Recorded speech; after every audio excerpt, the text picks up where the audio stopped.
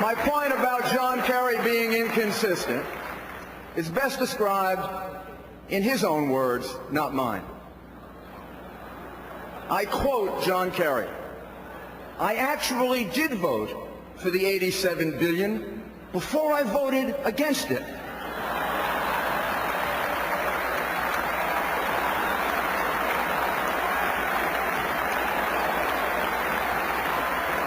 Maybe this explains John Edwards' need for two Americas.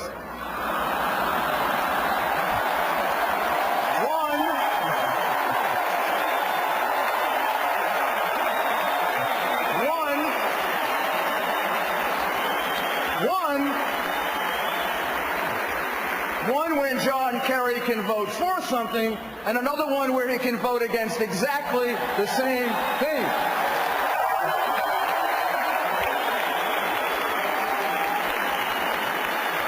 Yes, people in public office at times change their minds, or they realize they're wrong. I have, others have, or circumstances change. But John Kerry has made it the rule to change his position rather than the exception. In October of 2003, he told an Arab American Institute in Detroit that a security barrier separating Israel from the Palestinian territories was a barrier to peace. Okay. Then, a few months later, he took exactly the opposite position.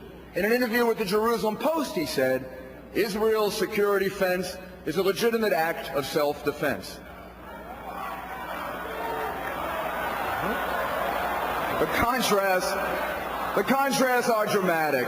The contrasts are dramatic. They involve very different views of how to deal with terrorism. President Bush will make certain that we are combating terrorism at the source, beyond our shores, so we don't have to confront it, or we reduce the risk of confronting it here in New York City, or in Chicago, or in Los Angeles, or in Miami, or in the rural areas of America. That's what it means to play offense with terrorism and not just defense.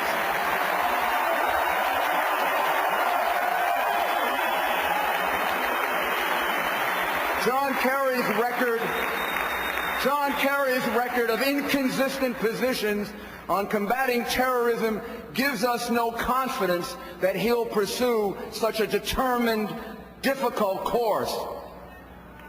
President Bush would now allow countries that appear to have ignored the lessons of history and failed for over 30 years to stand up to terrorists.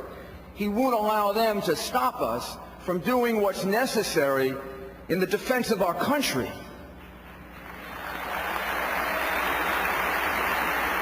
He's not going to let them set the agenda. Under President Bush, you can be certain America will lead, not follow.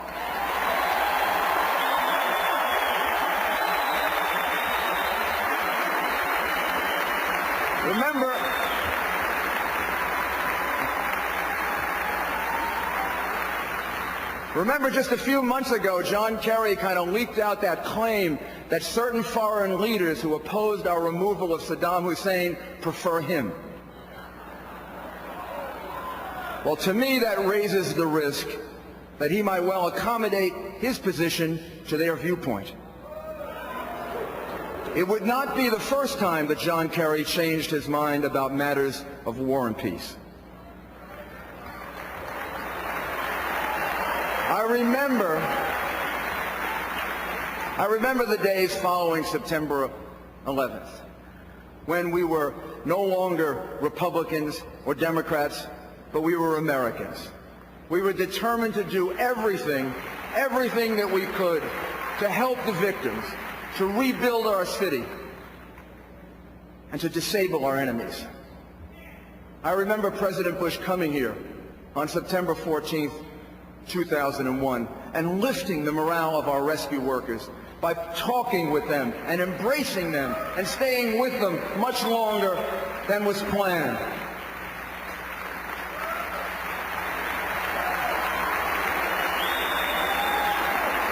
In fact,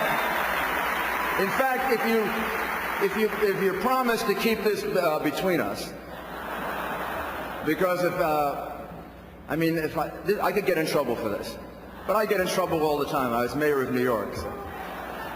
It's my opinion that when President Bush came here on September 14th, 2001, the Secret Service was not really happy about his remaining in the area so long.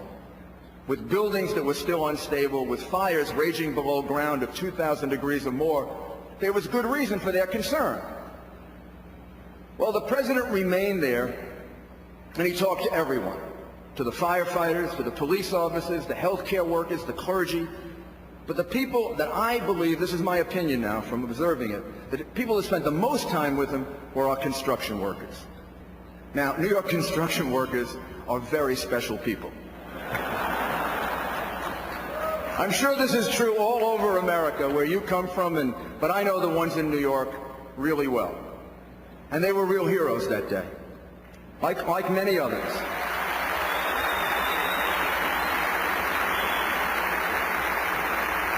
But I got to tell you, they're big. They're really big.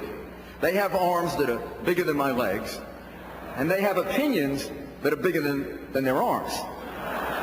So every time the president would go up to one of them, they would hold his hand a little bit longer, and they would give him advice. I think like his cabinet, Mr. Vice President, gives him advice. They would tell him in their own language exactly what he should do with the terrorists.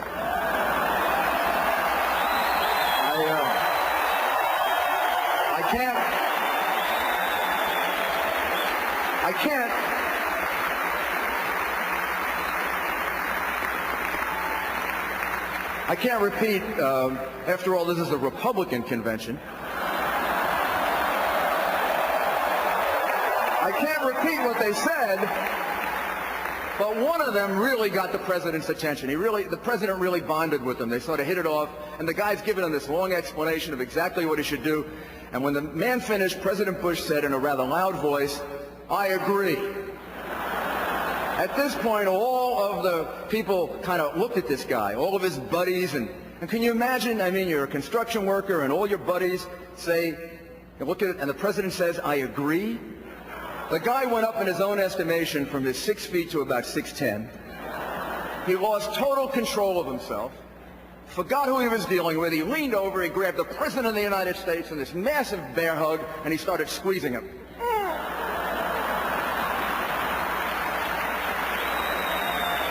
And the Secret Service agent standing next to me, who wasn't happy about any of this, instead of running over and getting the president out of this grip, puts his finger in my face and he says to me, "If this guy hurts the president, Giuliani, you're finished."